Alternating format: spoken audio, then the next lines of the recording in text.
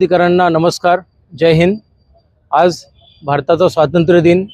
आज 79व्या स्वातंत्र्य दिनाच्या मी सर्व अमरावतीकरांना जिल्हाधिकारी या नात्याने प्रशासनाच्या वतीने व शासनाच्या वतीने मनपूर्वक शुभेच्छा देतो आणि आपल्या सर्वांना आवाहन करतो की आजच्या या स्वातंत्र्य दिनाच्या निमित्ताने